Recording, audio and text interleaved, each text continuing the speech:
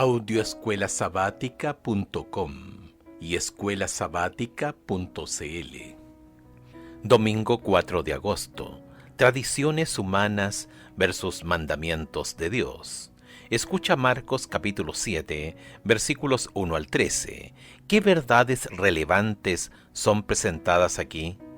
Se juntaron a Jesús los fariseos y algunos de los escribas que habían venido de Jerusalén, los cuales, viendo a algunos de los discípulos de Jesús comer pan con manos inmundas, esto es, no lavadas, los condenaban.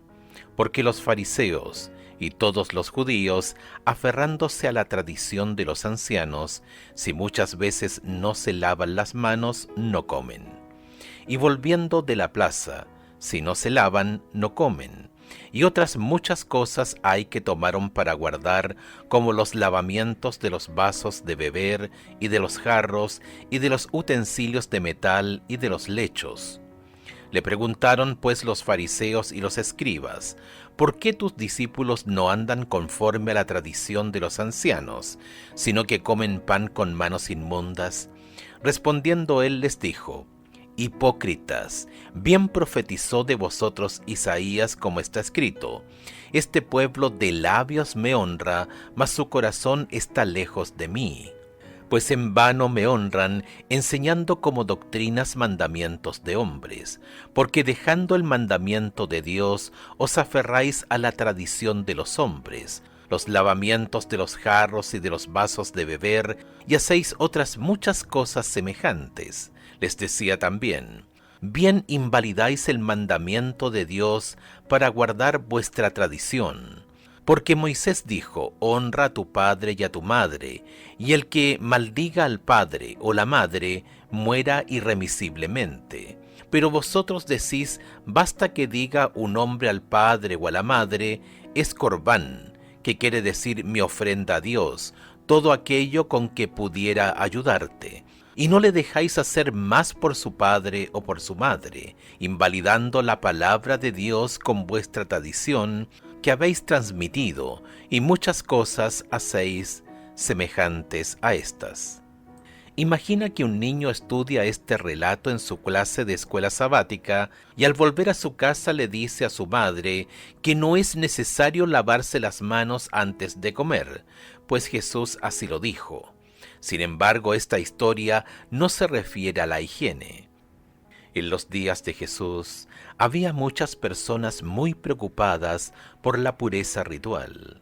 En el período intertestamentario, la idea de lavarse las manos para permanecer ritualmente puro se había extendido entre la gente común, aun cuando en un principio estas reglas se aplicaban en el Antiguo Testamento solo a los sacerdotes. Éxodo capítulo 30, versos 17 al 21. De acuerdo con este concepto, los líderes religiosos se quejaban a Jesús de sus discípulos. Jesús no contesta directamente la pregunta que le hacen. En lugar de ello, defiende a sus discípulos mediante una respuesta compuesta en dos partes. Primero, cita las palabras de fuerte represión dirigidas por Isaías a la nación que honraba a Dios de labios, pero cuyo corazón estaba lejos de él. Isaías capítulo 29, verso 13. La cita de Isaías es seguida por la condenación de las tradiciones humanas que ocupan el lugar de los mandamientos divinos.